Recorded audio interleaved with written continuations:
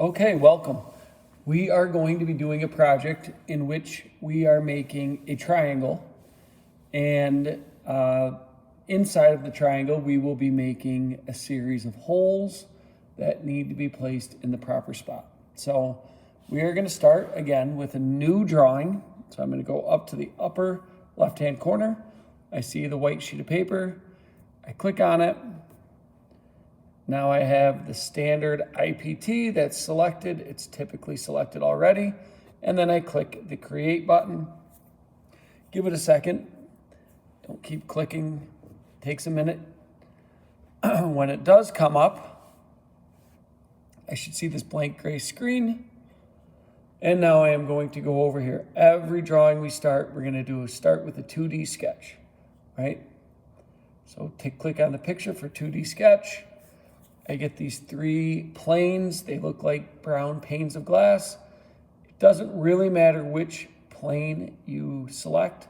I like to get the XY plane. So that's the one I'm going to start with. From here, we are going to draw a triangle. So the triangle is going to be made using the line tool. So I'm going to use this line tool. I'm going to click on it. Now I'm going to go, I like to start in the middle. It doesn't matter if you start above. I like to start right here in the middle. So right when I'm at the middle, I'm going to click it one time. And now I'm going to drag my line. It doesn't matter if I go left or right. I'll drag it over here to the left. And I want to go over 4 inches. So I'm going to type in the number 4 and hit enter. So it made a 4-inch line. I can't see that 4-inch line because it's actually off my screen. So I am going to zoom out, and now I can see that 4-inch line. Okay, I'm going to go up because I'm going to make a triangle. So I'm going to just click randomly here, somewhere in the middle, and then I made a mistake.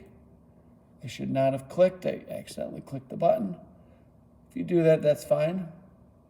I'm going to go back to the start here, and I'm going to go all the way back to the start of my triangle over here.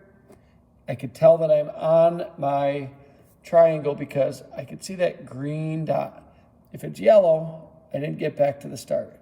Yellow, yellow, yellow. Oh, it clicked into being green. So I know I have made a triangle. I started and stopped at the same point. So I have a perfect triangle here. Now I want to dimension the sides as well. I don't know how long these sides are. I actually do, but I'm going to pretend I don't know how long these sides are. So I am going to put a dimension in a different way. Because this is a triangle where I want all the sides to be equal, I am going to dimension the angles of the triangle.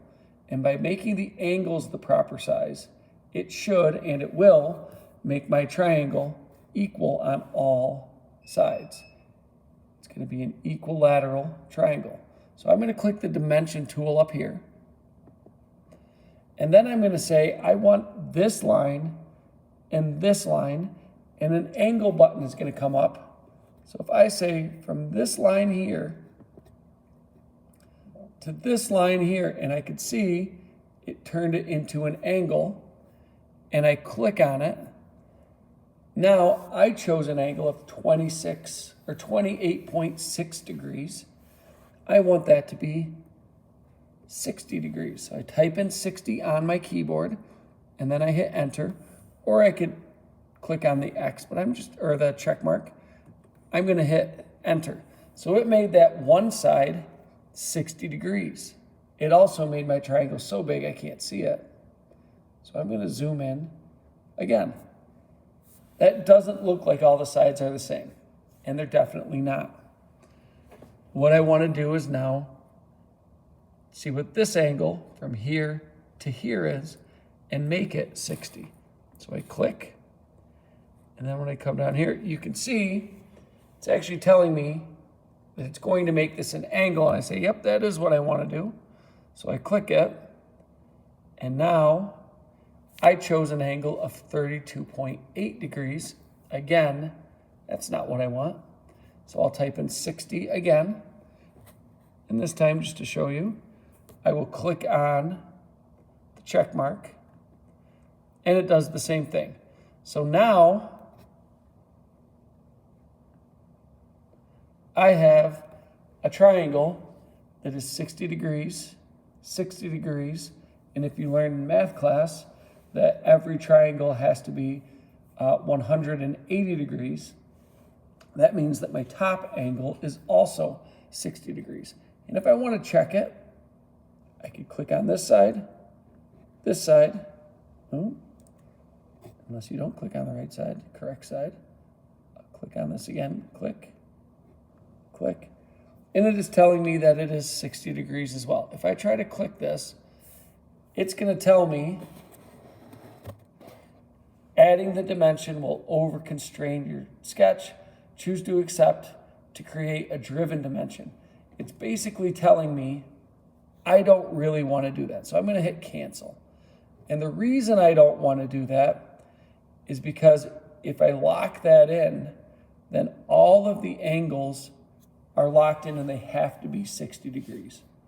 So I wouldn't be able to change any of the angles later because it's going to lock it in. That's the driven thing. So I could never make a change if I realize later I want the angles to be 45 degrees or something like that.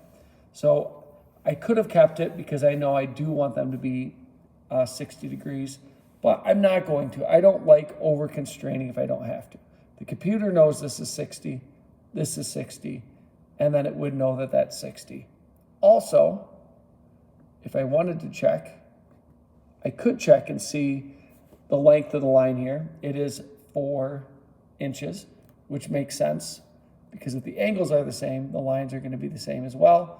But we don't need that. You don't have to do that. I wouldn't do that. That would also be an over constraint. So from here, you are going to save your drawing. So go up to that black square. It's a floppy disk.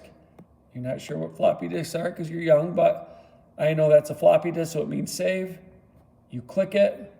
It's telling me I can't save in sketch mode, which is all right. I'll hit OK.